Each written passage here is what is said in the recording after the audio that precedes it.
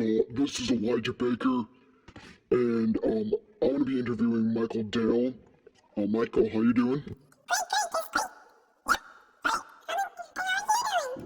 Me, I'm doing fine. Um, anyway, we just want to talk to you about your disappearing floor thing, but first we gotta hit that intro music. Hey, yo, Finny, hit it!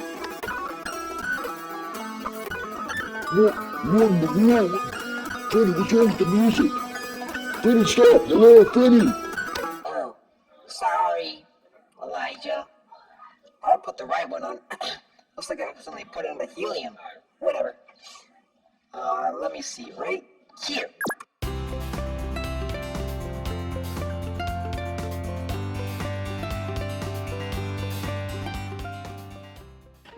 Oh, much better. Now. So, Michael, shall we just go on with this big floor and talk to you later? Or shall we just talk to you?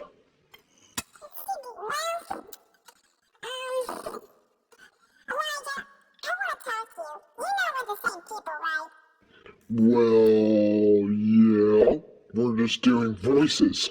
I'm changing our voice. Alright, Mr. Finney, can you please put us our regular voices together? Sure, let me just, let me see. Where is that other button? Aha! There it is. Wow, that's a lot better. Elijah, you okay? Yeah. Hey, we do sound like the same voices. Everybody, I want to talk to you guys about something. There may be some confusion to people who know me, and I share this music to you, and are a complete, absolute misunderstanding of why I'm calling myself Michael Dale. My name is Elijah Baker, but I've been going by Michael Dale since me and Zion, or Robert Dale, here, started something called Writing Room Comics. We wrote stories, and we read stories. And, we just decided to give ourselves a name. And that's how I got the name Michael Dale. My middle name is actually Michael. I'm not really sure where we got the Dale, except that I know that Zion made it. Anyway, yo, Finny, hit the real intro music so we can put on some Disappearing Floor, Chapter 5.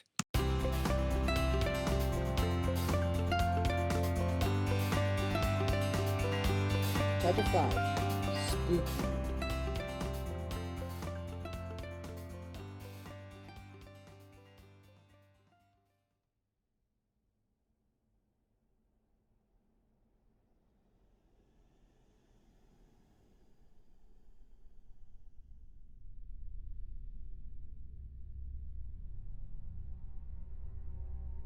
As Joe regained consciousness, he felt something dull, cold, and damp on his forehead. He was propped in a corner of the Gems shop back room, and Mr. Filmer was bending over him, applying a wet towel to the bruise. "Feel all right?" Mr. Filmer asked anxiously. I guess so, except for a sore head." "Dear me, you have quite a lump there." Never mind that." Joe struggled to his feet. "What about that guy who slugged me with a stool?" Mr. Filmer pointed helplessly into the open window. "He got away and ran off down the alley." "I suppose he's the one who was here when Ayla and Callie brought in their amethyst," Joe said, repressing an angry comment. Mr. Filmer reddened. "I'm terribly sorry I had to lie to you, but he was hiding back there all the time listening. I was too afraid to talk." "Well, he's not here now, so who is he?" "Well, I don't really know," Mr. Filmer said, looking bewildered. "He often drops into the shop to talk to local rockhounds and always seems interested in amethyst. That's about all I can tell you." "When did he get here?"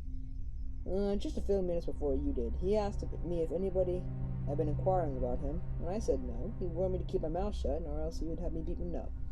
Then he saw you come in and ducked into the back room." "If he ever shows up again," Joe said, "will you try to notify the police right away?" "I certainly will." Mr. Filmer nodded vigorously, eager to make amends. Joe thought of trying to lift some fingerprints, but he remembered the man had been wearing gloves. Before leaving, Joe telephoned a report of the incident to Chief Colleague. Before Joe reached home, his mother insisted upon applying a soothing dressing to his Solon Temple. Aunt Gertrude hovered close by, supervising the treatment and muttering darkly about the dangers of detective work. Joe merely grinned at her sharp comments. Soon afterward, Frank arrived home. He took one look at Joe, who was curled up in the easy chair and watched TV, then let out a whistle. Where did you get that decoration? I connected with the stool, Joe said wryly. He told Frank about what happened to Gemstrap and added, I still can't figure out how that man knew he'd go there to check on her. Probably followed the same line of reasoning we did, Frank replied. The girls just picked up the amethyst yesterday, so the shop is the only place where an outsider could have learned about their find. Besides, he had quizzed Isla and Callie about their stone. And you say Fillmore knew of his interest in an amethyst? In other words, he guessed we might put the two and two together. Rather than take any chances, he decided to bulldoze Fillmore into silence. Frank nodded, and Joe added, Now, how about telling me what you found out? I got the full story, Frank said eagerly. The person who died at the Perth mansion under mysterious circumstances was the old man's Perth's nephew. Must have been quite sensational. At times had a flock of old wire-ups there on it. Joe's eyes brightened with interest. Well, what happened? Well, the nephew, Clarence Perth, moved into the mansion after Jerome Perth passed away from a heart attack. He took over the old man's bedroom study, but he lived only a few days to enjoy his inheritance. How come? One night, long after midnight, the servants heard him scream in terror, Frank continued. They broke into the room and found him lying on the floor with his skull fractured. And, get this, just before he died, the nephew muttered something about the floor. Joe gave a whistle. Whoa! When Chad hears about this, he'll be positive it was a ghost that has screamed at us last night. There's more, Frank went on. Both the door and the windows of the room have been locked from the outside, and none of them can be broken. So there's no way a killer could have entered the room or escaped. How about trapdoors or trick wall panels? Frank shrugged. The stories say that the police looked for secret exits but didn't find any. Of course, criminal detection methods weren't what they were today. What about the ghost angle? Joe queried.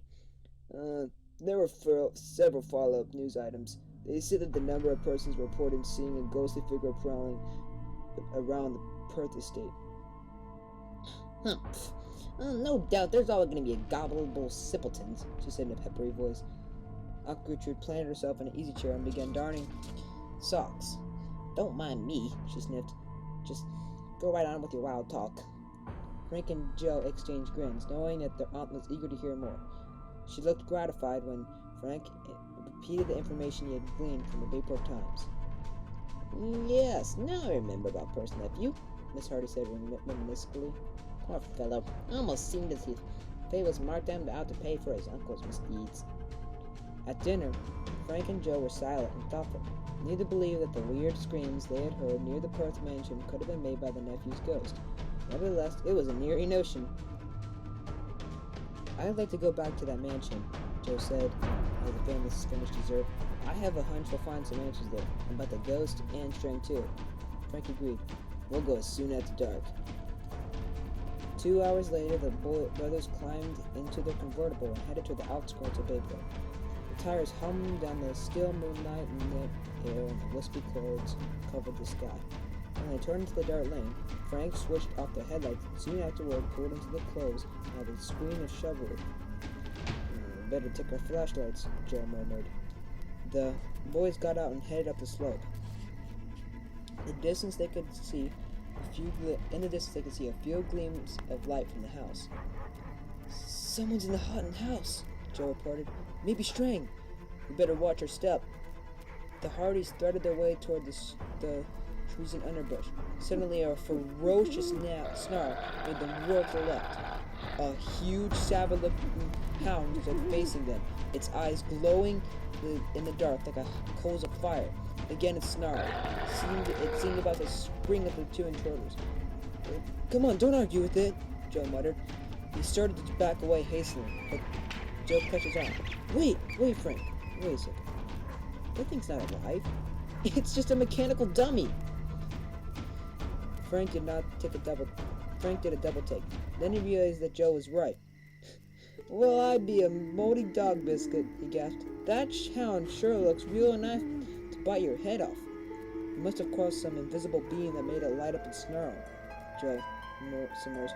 He reached out of hand to catch the device, as he was just to assure that the dog was not flesh and blood. Hold it! Hold it, Joe! Frank jerked his brother's hand away. That thing looks like metal. It may be electrically charged. Stripping off his belt, Frank held the leather end and swung the buckle lightly against the mechanical hound. A hissing blue-white spark illuminated the darkness as the metal touched metal. Whoa! Joe gasped. That really would have given me a joke. Say, Frank, do you suppose the guy we found here could have been shocked by and unconscious by some electrified gadget? Sounds like a good guess, and that gives us another reason for watching our step. More cautiously than ever, the parties approached the automation. The house, covered with fading clapboards, was fronted by a low veranda topped up with currants and decaying latticework. Rugged clumps of shrubbery grew close to the walls. Let's try those lighted windows on the first floor, Frank suggested. The boys crept close enough to peer inside. Bookshelves, a desk, chairs, a bureau, and a bed lined the walls of the room. This must have been Jerome's bedroom study, Joe whispered. He brought up his face so close to the pane for a better view. Then he gave a cry of astonishment.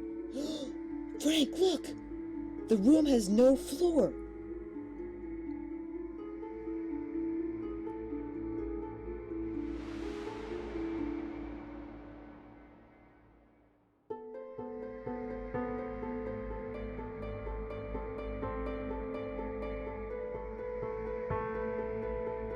To find out what happens to Frank and Joe, just make sure to keep on listening for track 6.